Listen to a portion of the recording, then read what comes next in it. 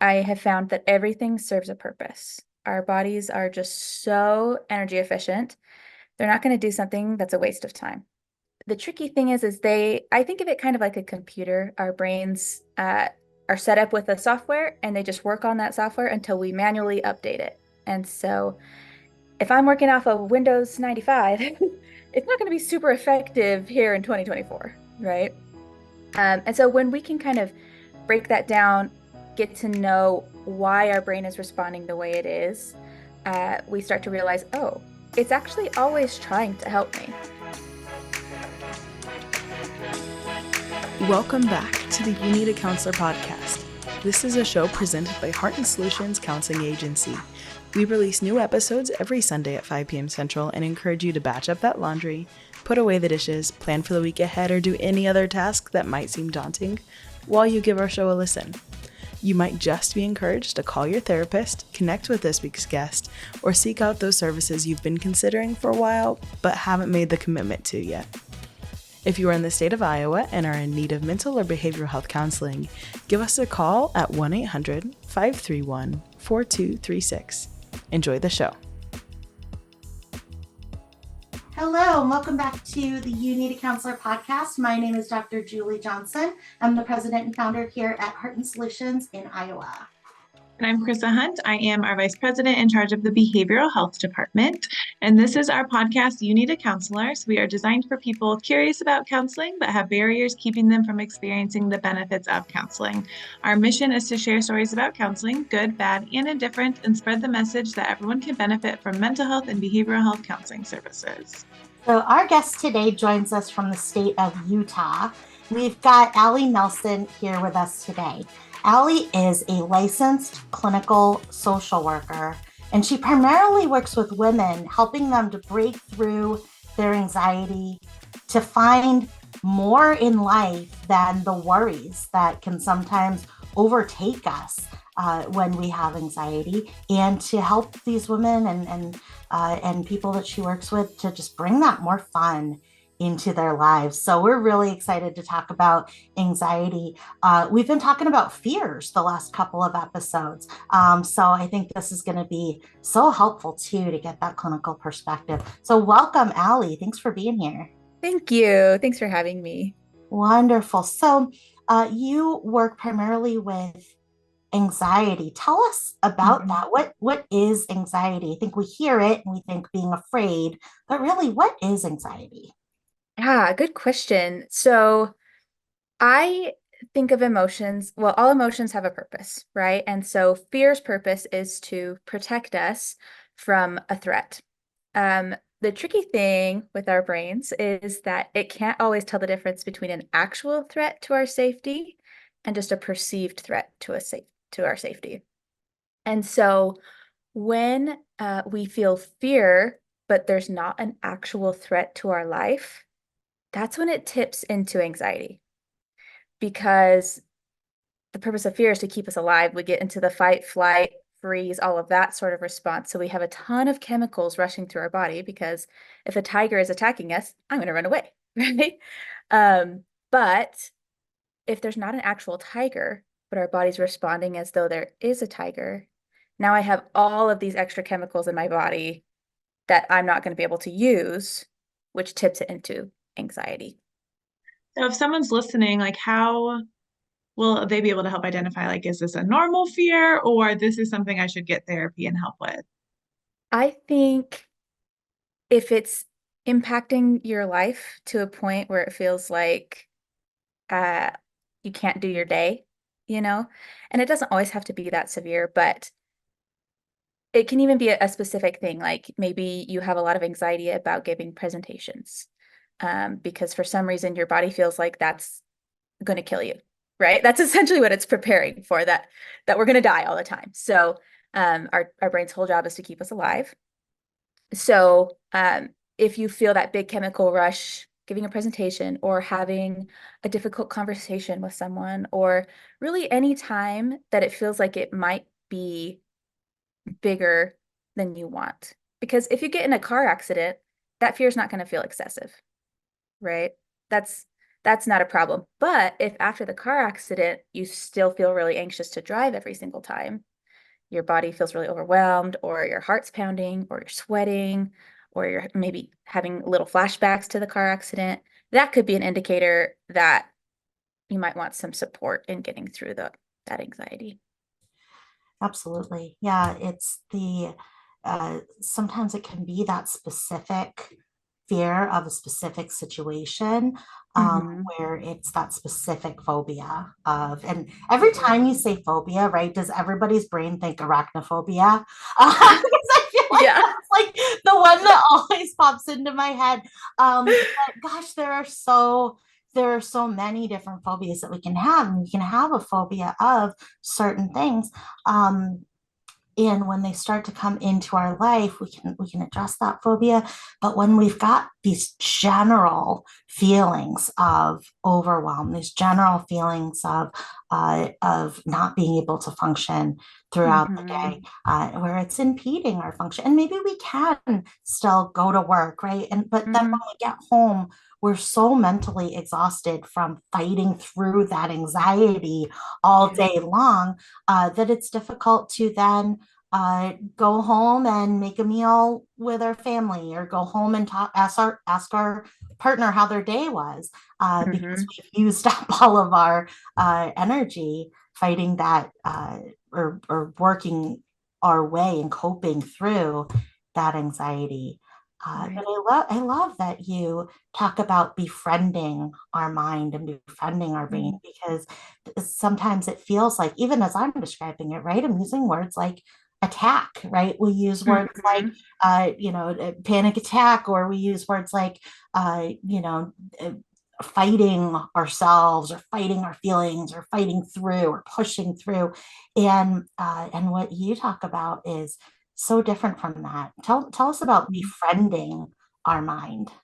Yeah, that's one of my favorite elements of my practice, I think, is because even within the therapy world, there is some of that language of like, panic attack, anxiety attack, like your brain is trying to harm you or your body's trying to harm you, which it makes sense that we view it that way because it feels really scary and big and all of that. But in my experience, I have found that everything serves a purpose. Our bodies are just so energy efficient. They're not going to do something that's a waste of time, right? And so uh, the tricky thing is I think of it kind of like a computer. Our brains are set up with a software and they just work on that software until we manually update it. And so if I'm working off of Windows 95, it's not going to be super effective here in 2024, right? And so when we can kind of break that down, get to know why our brain is responding the way it is, we start to realize, oh, it's actually always trying to help me. It's never wanting to cause a problem.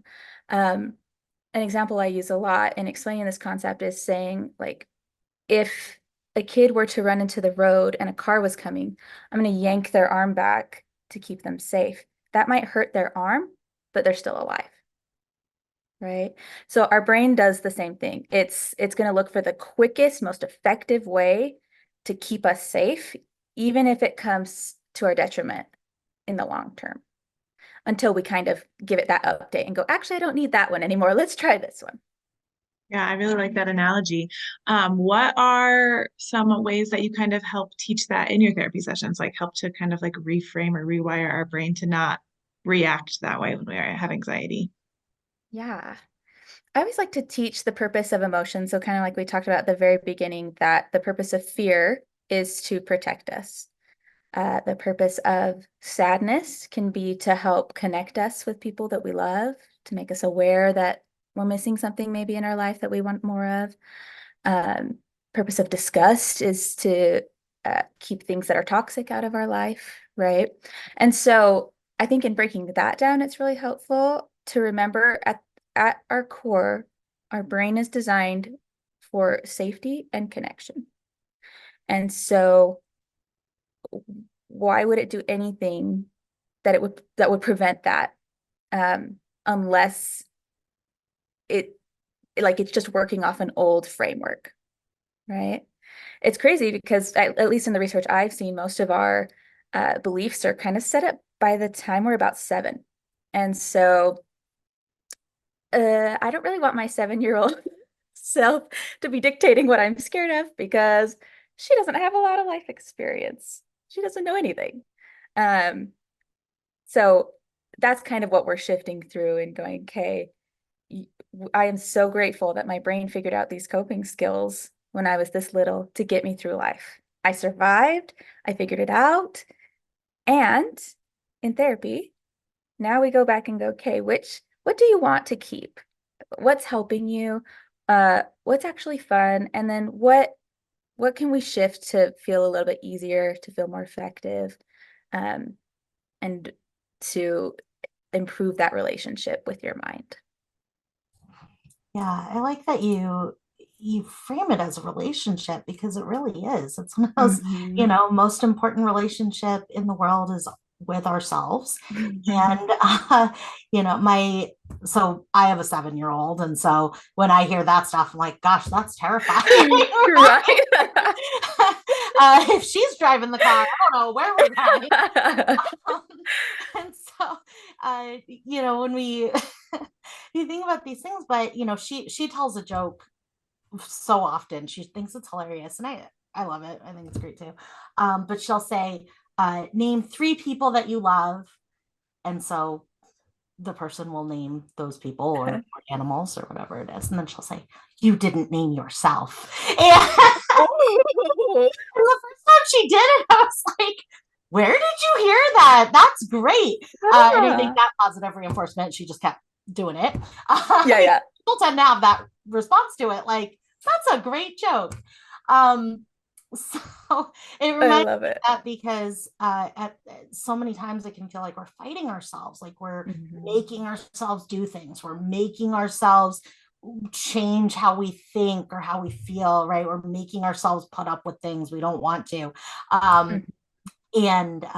and befriending doesn't have to mean, sometimes there's that dichotomy, right, of like, well, if I'm friends with my brain, then, or my mind, then my mind is running the show. And Mhm. in a healthy friendship, that's not the case either. In a healthy friendship, there is collaboration, and in a healthy Yeah. friendship, you can say to your friend, oh, I don't like it when you do that, right? Like, Yes. or Yes. oh, that makes me cringe when I hear that, right? Yep. And we can do those things with our healthy friends, and we can do those things with our mind as well. So it doesn't have to Mhm. be befriending our mind doesn't have to feel dangerous. And I think sometimes it can feel dangerous. Um, Yeah. but just like any relationship, those boundaries being put in place, even with Hmm. ourselves. And I think the intentionality that you were talking about, being so intentional about what we're saying to our own mind, uh, Yeah. and how we're talking to our own mind, and sometimes that can sound like, when we talk about self-talk, uh, the idea gets a little bit more concrete feeling or tactile when we think about our mind as kind of a separate entity that we're having a relationship with, as opposed to the Yes. self-talk that are just those messages that are going through my head that are automatic. But when I'm talking to my mind as an entity that I'm having a relationship with, now I'm saying things intentionally Hmm. to my mind, and I'm listening to my mind as well. Yes. And self talk doesn't always focus on listening to ourselves. Self talk Hmm. and talking about self talk and looking at self talk so often just focuses on what are we saying to ourselves, but not necessarily are we listening. Yeah. Mhm. Yeah, absolutely. So, and your goal with so many of your clients is less worries and more fun. And Hmm. can you tell us about the relationship between worries and fun, or anxiety and fun? Yeah. I feel like what I've noticed is, well, when we're in anxiety, when we're feeling anxiety, we're activating a different part of our brain, which is kind of, we call it like this animal brain or the monkey brain or um, the reptilian brain, the most basic functioning. It kicks on to keep us alive. And it's the part of the brain that we've had for millions of years or however long humans have been around. Um, the newer part of our brain is the prefrontal cortex, is what it's called. It's up here that helps you to make decisions and use executive functioning skills, be present, all of that sort of thing. That's kind of the ideal. When we're in anxiety, we don't have access to that part of our brain because we're focused on survival, right? That's all kicked in. And so the fun can happen when we are safe in our environment and we know, oh, I don't have to be on guard all the time. I don't have to be on edge taking care of everybody. A pattern that I've noticed, especially recently, I don't know if you've heard this term. It's kind of maybe pop psychology-ish, but I've heard it called oldest daughter syndrome, where we've got we see this pattern a lot in oldest daughters, typically, who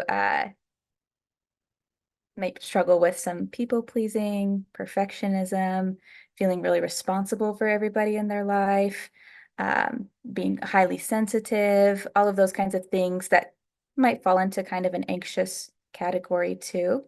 Um, and it typically happens because of the responsibilities that oldest children are given. And it's not intentional by parents, but it's just the way things have gone. And so, uh,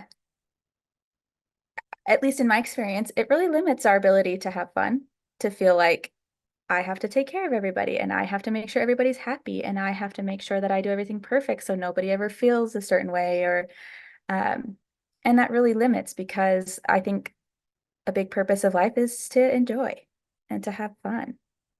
And so often um when we make things harder for ourselves, I just cringe because I know life's going to take care of that. It's good. Life's going to bring issues for us. We don't need to create them. You know, we don't deserve suffering. Suffering might happen. Pain is going to happen. It's inevitable. But I think that we really, when we've got the good moments, we deserve to lean into them and have fun. Yeah, I really like that. Well, and you put that you specifically work with women on breaking through that anxiety as well. Can you give some Mhm. examples of some anxieties that you see more with like women clients as opposed to potentially men or other gender clients? Mhm. Definitely people-pleasing type behaviors of because I think as women, we do inherently have a lot of nurturing, and other genders do too. But I definitely see this pattern really regularly of caretaking, of, playing with baby dolls when you're little, because that's what feels good. We like playing in that way where other genders might play more physically or with swords or, things like that. So it's just different. But I think women are very tuned into the needs of others because we are a gatherer piece, right? And maybe other genders, we've got the hunter piece when we were cavemen or whatever. And so we do connect, and connection is so important to us. And we are pack animals just as humans. And so, with just biologically the role a lot of the time being in charge of the nurturing and connecting, uh, it feels really scary to think somebody might not like us or that we've hurt somebody's feelings. And which also links in a lot to perfectionism too, of, well, I have to do everything just right. And I need to read their mind. That's something I see a lot is, well, they're mad at me. Well, how do you know? Did you ask them? Did they tell you? Right? So we do a lot of that in session going, wait, what's the evidence? What are the actual facts here? So definitely people pleasing, perfectionism, difficulty with self-compassion, just being really harsh, being really tough on ourselves, typically in an attempt to protect ourselves, right? Our brain will go, well, if I can just figure out every single thing that you're doing wrong, then if somebody tells you, it won't hurt, right? You're already aware, you know. Um, but in doing that, it makes it really hard to function and to live and to have fun and to enjoy your life when we're caught up always in what are other people thinking? Am I doing enough? Am I doing it right? Am I enough? Can I earn this, right? It's difficulties with worthiness that I'm not enough unless I'm doing this, this, this, and this. And I have to be performing in this way.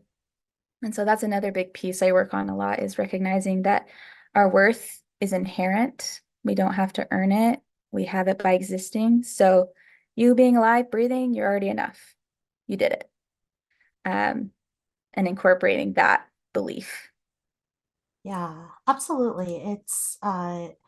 It can feel like it alleviates some anxiety to try to take control of things that Mhm. didn't go our way or things that we wish were different in our lives. And it can, if we've got generalized anxiety disorder, or we've got Mhm. even a specific form of anxiety, uh, if we internalize that and say, well, if I just don't, if I always smile at everybody, right? Like if I Yep. just do this, if I just do this, if I just text them more, right? Or if I just do this or that, then it'll be okay. Because uh, I think for humans in general, when we don't have any control over the situation, that's where Mhm. we can get really stuck in that fear um, and then it feels better in the moment to say, well, I probably did something or I probably said Yeah. something, because it gives a little bit of mirage of hope that, well, the Mhm. next time I'm at a party at their house, I'm not going to spill wine on the carpet. And so it's going to be fine, right? Yep. And I can save myself from this pain the next time. But it is just that it is a mirage, because we can't save ourselves that pain the next Mhm. time by doing the right things, saying the right things, knowing what people want from us and meeting them if they're not told to us. We can't do those things. And so then when we try to, we're setting ourselves up for automatic failure. We instantly, Mhm. the minute somebody isn't smiling at me and saying an actively positive Mhm. sentence to me, I have failed, if that's my definition of success. Yes. And so it can, but it's so tempting. It is so tempting to Mhm. take that into ourselves. And so being able to identify that temptation and to go, okay, I'm tempted to not invite this family member to Thanksgiving at my house because I feel like they're mad at me, because the last time I was at their house, I said something weird and they kind of were quiet afterwards. So now I'm not going to invite that, right? We think we're saving Yep. ourselves pain, but we're creating more pain for ourselves, because we're Mhm. creating the situations down the line. And in hindsight, if we take the time to look at some of these things, in hindsight, it can look so much clearer, right? We can Mhm. look back at that situation and be like, oh man, they weren't actually mad at me. And now I'm kind of the villain in this situation, right? Because I snubbed them at Thanksgiving. And in hindsight, we can kind of see some of those things with a little bit more clarity, because the temptation to change our next action isn't there anymore. And so I love what you're doing, kind of going back into those things and talking through even the pieces that we've learned from when we were children. How Mhm. are we bringing that into today, and how is it impacting our lives today? Is it helping us or is it not helping us? Right. Yeah. So you mentioned too that you had your own counseling experience, and that's really helped you in the way that you do counseling now. Can you tell us about that? Mhm. Yes. I've been to therapy lots of times.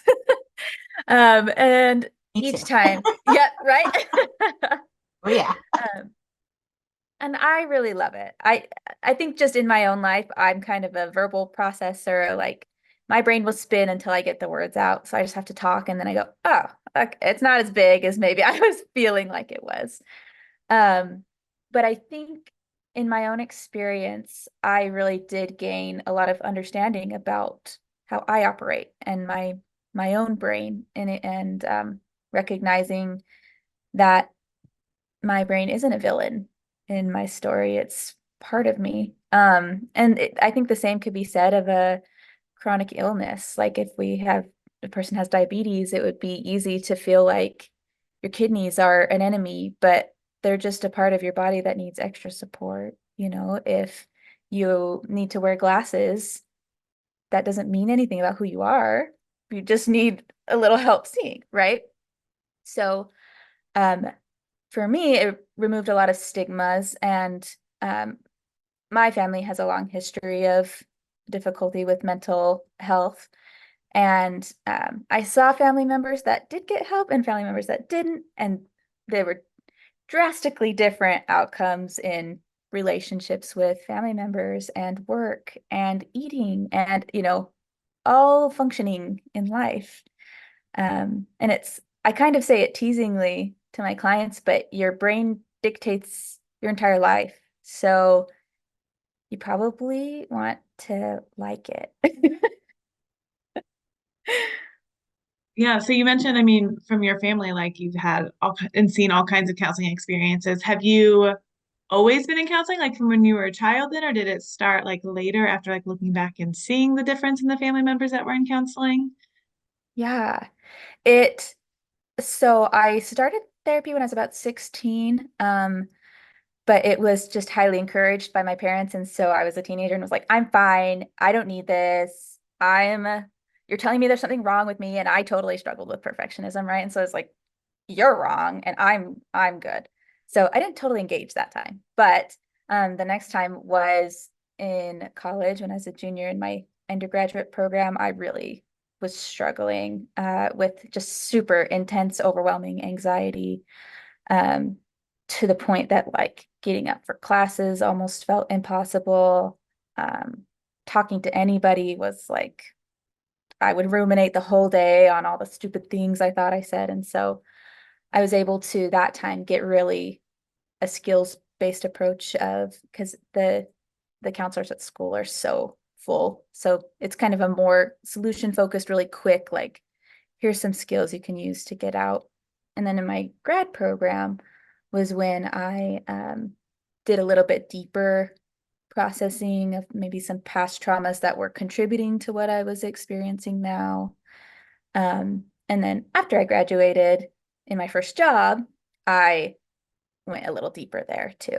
Like, okay, stuff's coming up again, and it's time to look at it.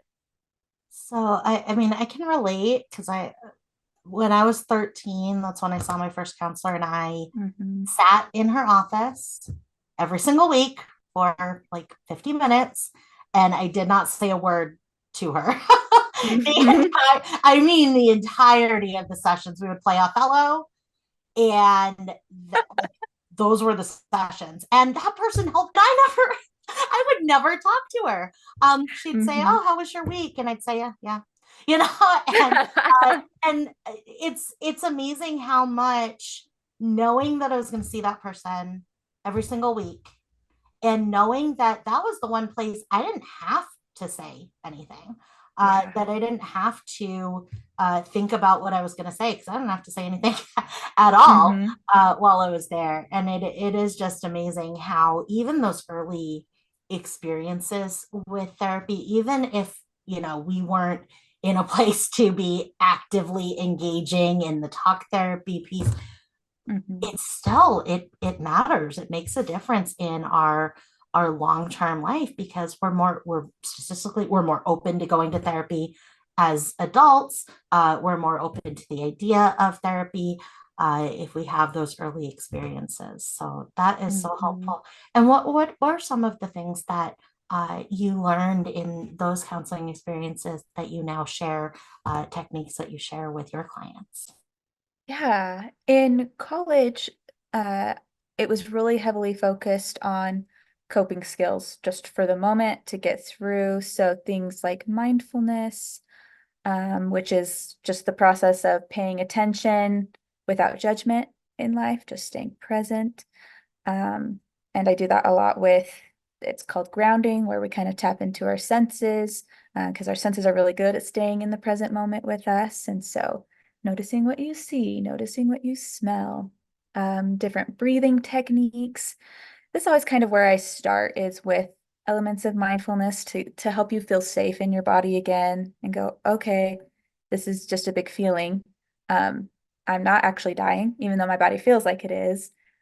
Just gonna slow down for a second, or even like distraction techniques of, okay, this is big. I'm gonna go for a walk, or I'm gonna drink some water, or turn on a funny show for a minute until the feeling slows down. And then uh, once I'm out of that kind of monkey brain, I can actually go back and uh, observe what's going on. I actually, from that experience, created a little formula that I like to use with my clients. I call it move, mind, muse. So when you feel a big feeling, I start with some kind of movement to just release the chemicals in your body. So it could be shaking around, it could be jumping up and down. I call it scream singing, where I'll just go for a drive and just scream the song, get it all out. And then we'll do mind. So once it feels like your body's a little bit more regulated, we'll do some more mindfulness type techniques, the slower breathing, um, the grounding, meditation, things like that. To where once it feels like you're more regulated, then I'll do muse where we have you go in and actually look at the thoughts and go, okay, what triggered this? What happened? What was going on? We can kind of break it down. But when we try to do that in the moment, when we're already feeling keyed up, it's too hard, and because our prefrontal cortex, the part that would help us with that, isn't operating. We're in survival mode. So that's a process that I kind of have collected over my different therapy journeys and my own training to go, oh, okay, this makes sense. Let's pull this and let's pull this and let's pull this. So Rage singing. I like I've never had a word for that, but that's a very effective mhm.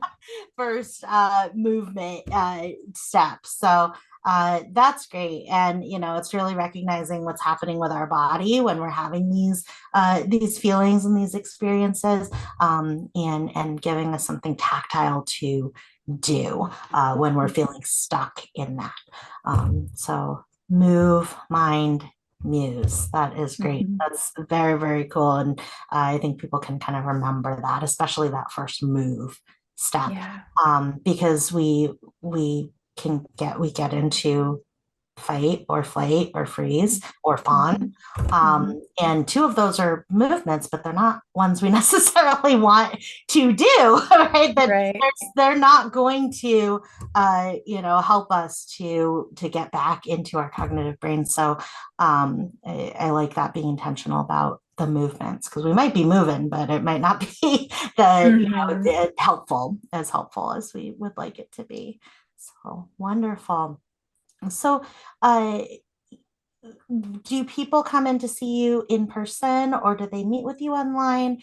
And in either case, what can they kind of expect when they first come in to a session?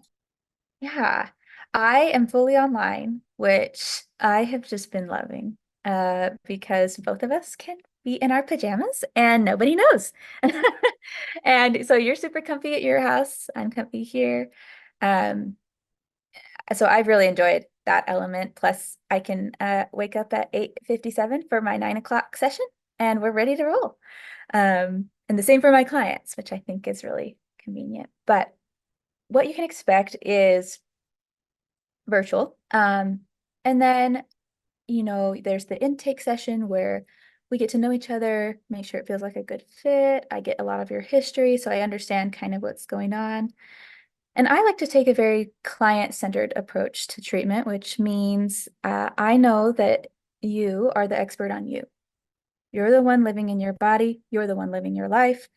So I just want to help you tap into your expertise with my expertise in mental health, right? So I kind of think of myself as a translator between your brain and your interpretation of your brain. So it's just kind of that back and forth where I can bring some insight into what might actually be going on inside of your brain, the purpose of the things that are showing up to create that connection and going, oh, okay, that's what's happening. So I just need maybe I just need to eat something. I didn't realize I was hungry, right? Or I didn't realize how tired I was or that I'm thirsty. Even starting that simply before we spiral and get really big, right? To go, oh, okay, let's slow down. And so I do typically start with that kind of mind body awareness, the mindfulness skills, the connecting. What does anxiety feel like? Where do you feel it in your body? Um, what thoughts are you noticing? What patterns are we finding? So we kind of play detective for a little while and just going, okay, what's going on here? And then as we get to know your body and mind a little easier, we start to recognize what we can anticipate, which I think can be a big part of the process is accepting that I'm going to feel anxious sometimes and that's okay. Accepting I'm going to feel angry, I'm going to feel sad, I'm going to, I'm a human, I'm going to feel all the things. So accepting that things are what they are, which ultimately creates a lot of space for us to then make the changes that we want to make because we're not fighting with ourselves anymore.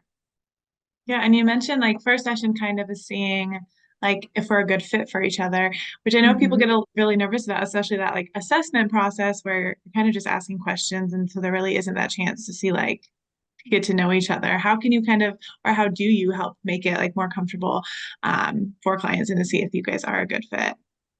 Yeah, I always like to start with just a consultation when I can, so that we can use that free 15 minutes to get a vibe for each other, and because that really is the most important part of therapy, that you feel comfortable with your therapist. You don't want to be bearing your soul to somebody that you don't feel totally safe with, and that's okay because all people aren't for all people. So I do encourage clients to shop around a little bit and make sure it feels like, okay, yeah, I do feel really comfortable with you.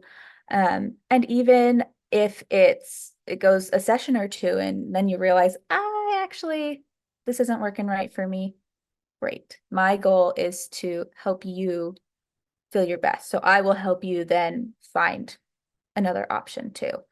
Um, so I always like to remind my clients, especially with anxiety, that there's nothing they can say that will offend me. My job is to help you. And so if I were to ever say something that they didn't like or wasn't resonating, they can tell me and go, actually, I didn't really like that. Okay, great. Well, we can explore why. We might tap into that a little bit and go, oh, okay, tell me more about that. But also, I will do everything that I can to help you feel safe. Not always comfortable because we are going to be challenging ourselves and pushing a little bit, but not ever to a point that feels unsafe, you know? So if, I do have some clients that will struggle a little bit with dissociation where you kind of check out of your body a little bit and zone out. And so that's a signal to me that, oh, we might have pushed this one a little bit too far. I'll do some mindfulness, bring you back. Okay, we're done with that topic for today. You don't have to think about it again until we talk next time. And even next time, we might not have to look at it again. Completely up to you, right? And then two, I like to be a real person. In our training, at least a long time ago, we were supposed to be the blank slate. Just I have no opinions or thoughts. I just hold space for you. And I understand that perspective, but I do have thoughts and feelings. And if you tell me drama about your mom, I'm going to be all in this drama and just as mad with you. Um, you know, Obviously not imposing any of my own beliefs, but pointing out times when it's like, oh no, that was inappropriate or that crossed a boundary, things like that. And laughing and joking and quoting The Office and Seinfeld and whatever things you like, to just make it feel more fun and real and not so clinical and medical. Love that. Yeah, it can be so helpful, especially for somebody who's having symptoms of generalized anxiety disorder, to know what that's going to look like and what Mm-hmm. that's going to feel like, because that can be such a barrier to seeking support or help for these kinds of symptoms. Um, Yeah. the Office is such a great example because I literally just cried the other day watching The Office. It was the one where it was like Michael's last day, so Oh yeah. Carl's last day, and they sing Seasons of Love, and his actual face I was like, oh no, I'm about to lose it. And I did. So I mean, those shows, like, man, they are powerful. We get invested in those characters and those stories, and they really do hold a lot of importance to us. So I Mhm. love that, as provider, as therapists, that we can be real and we can connect on those kinds of topics, Yes. and use those shared experiences Mhm. that we've had to further that relationship and that communication. So I think that's Definitely. great. Yeah, your sign also keeps making me laugh. That sign behind you that says, I'm Oh about to yeah. quit as I'm currently too legit. I would, in the beginning, I was like, what does that say? I love that. I'm gonna order Thanks. that. It's amazing. And I think just, that you have stuff like that up in your office, right? Yeah. That would really put me at home.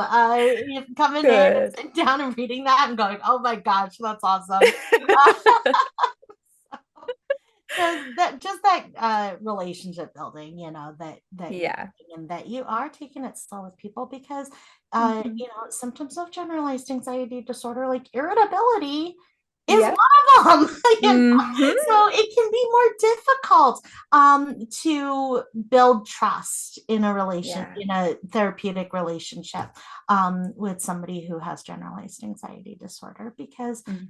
you you as a therapist, or somebody who, that anxiety is, if it's jumping and shifting around, like, you're a prime Yeah. place for that to land. Right? So Totally.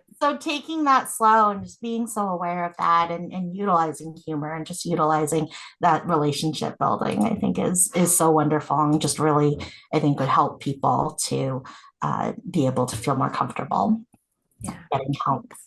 Great. So if you could give one suggestion to somebody who might be on the fence about starting counseling, what suggestion might you give them? I think I would want that person to know that there's nothing wrong with them for needing some extra help. Um, it's the same as if you wanted to play basketball, you'd find a basketball coach, right? You want to learn about your brain, you go to a therapist. There's no need to attach any sort of stigma. You're not broken. There's no moral value attached to how you feel.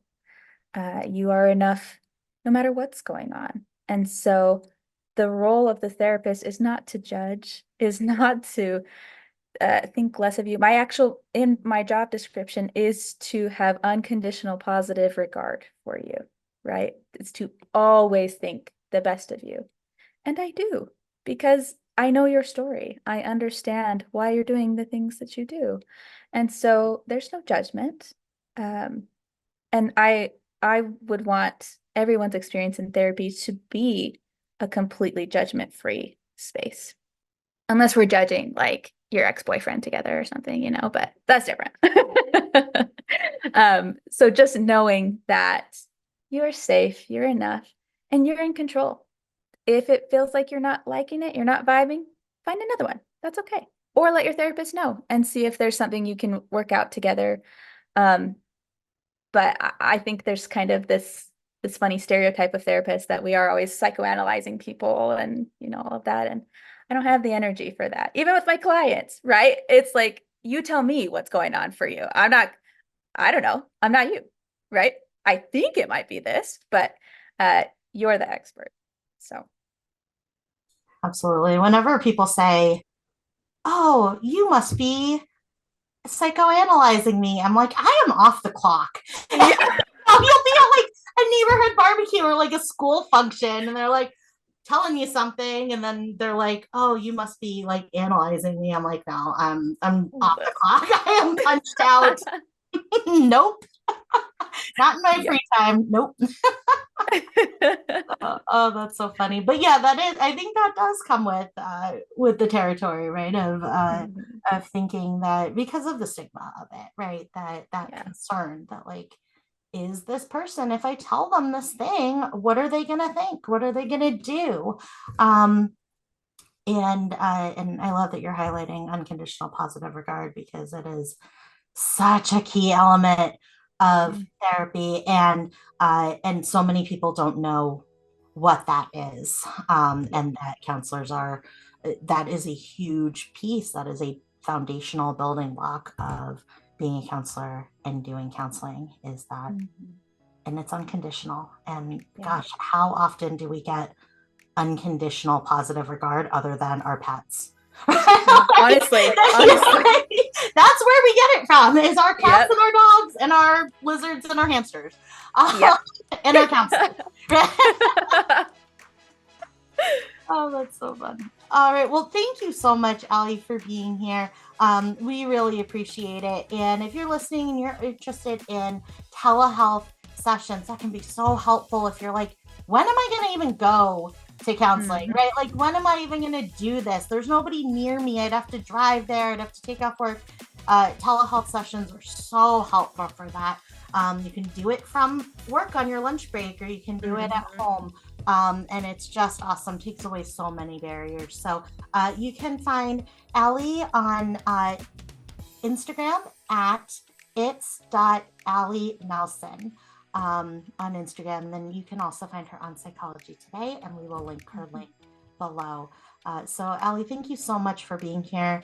I'm Allie Nelson, and I need a counselor. Awesome. And I'm Chrissa Hunt. And I'm Julie Johnson, and we need a counselor. And so do you. Bye. Bye. Thank you for listening to the You Need a Counselor podcast. We are so grateful that you're here. Now, we want to hear from you. Text us or give us a call at 515-650-3231. You can also find and connect with You Need a Counselor on Facebook and Instagram. If you've enjoyed today's show, please take a moment to like, review, or leave a comment, as all of these things help others to find and benefit from the podcast as well. If you're in the state of Iowa and interested in mental health counseling or behavioral health intervention services, give us a call at 800-531-4236. And if you're a provider seeking play therapy CEUs, you can find us on patreon.com/youneedatraining. We'll see you for the next episode, Sunday at 5.